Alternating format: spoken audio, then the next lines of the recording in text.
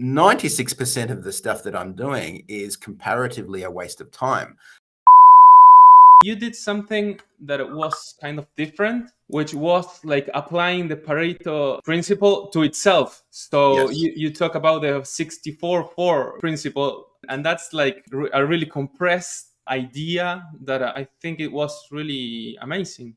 Yeah, and it's not something I invented. This is just, you find that in nature, you find that in economics, that you can take 80% of 80, which gives you 64, and you can take 20% of 20, which gives you 4, and you have then the 64-4 rule, which means 4% of the inputs give you 64% of the outputs. Or if we look at, for example, wealth distribution, 4% of people own 64 of the percent of the wealth.